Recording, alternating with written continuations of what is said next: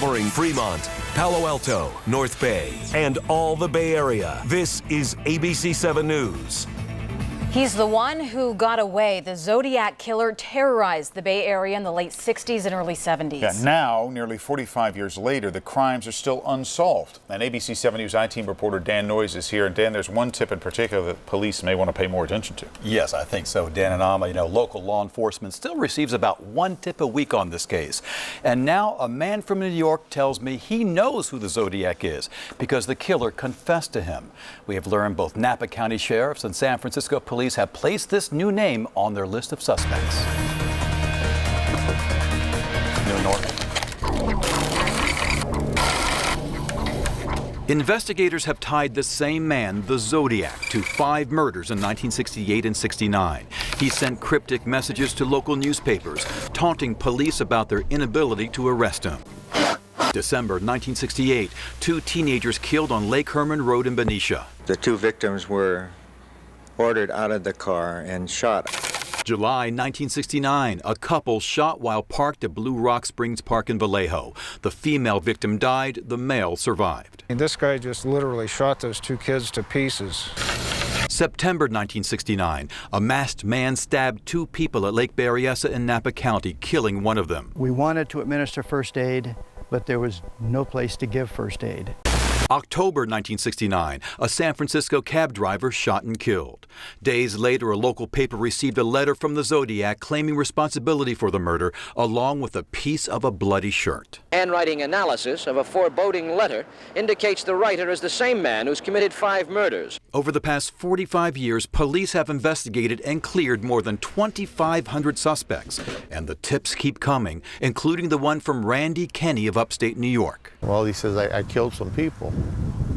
I'm the guy they're looking for. They've been looking for me for over 30 years. I'm the guy that's the Zodiac killer. Kenny tells the I-Team his best friend, Louis Myers, confessed in April 2001 after doctors told him he was dying from cirrhosis of the liver. Kenny says Myers asked him to wait until after he died to tell authorities, and that he wanted Kenny to write a book with the proceeds going to the victims' families. Myers died in May 2002, and Kenny has spent years trying to get police to listen. I really truly feel that Louis was 100% honest with me that day. Myers lived in Vallejo from 1965 to 1971, and he told Kenny the reason he became a killer at the age of 17. It was over a girl he broke up with. And that's why he went to the shooting. That's what the deal was with the couples. Myers has some interesting circumstantial connections to the crimes. Number 1. We went to school with the kids. Myers went to both Vallejo and Hogan high schools. He could have known first Zodiac victims David Faraday at Vallejo High and Betty Lou Jensen at Hogan. Number 2. He worked in a restaurant with the waitress. Kenny says Louis worked as a busboy at Terry's restaurant in Vallejo. So did Zodiac victim Darlene Farron. Number 3. I began to see a distinctive footprint. A military-style boot print was found at the Lake Berryessa crime scene. Myers' father worked on Mare Island and would have access to this type of boot. We're told Louis briefly worked at Victory Military Surplus in Vallejo. Myers didn't know San Francisco cab driver Paul Stein. He was just robbing the cab driver.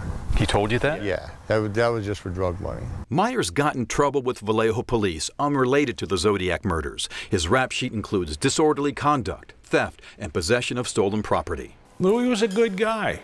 Bob Robitel was childhood friends with Louis in Vallejo, but stopped hanging out with him after Myers started getting arrested. That got Louis in big trouble. And the way he got out was he went in the Army. That's connection number 4. Military records show Myers stationed in Germany between June 1971 and January 73. Coincidentally, the Zodiac didn't send any letters during that time.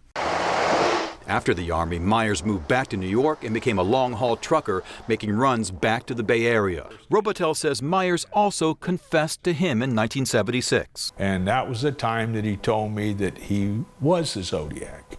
Robitel didn't believe Myers at the time. He has changed his mind now. It freaked me out for a second, then I just pushed it aside, and we never talked about it again. He could have been just a nut job who had delusions of being a serial killer.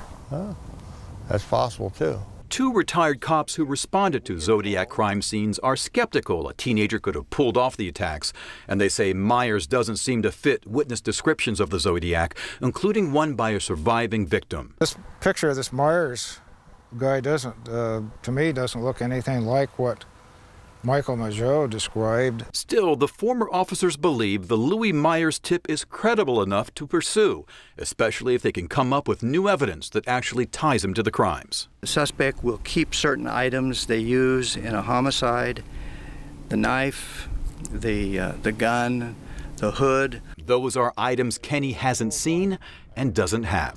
I've already talked to San Francisco, and that's what they want. It's the smoking gun. And I don't have it. All the law enforcement agencies investigating the Zodiac declined to be interviewed on camera because it's an open investigation.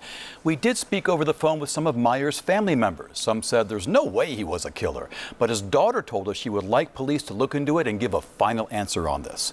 We have more of what Myers told his friend about the crimes at abc7news.com. We have those web extras there.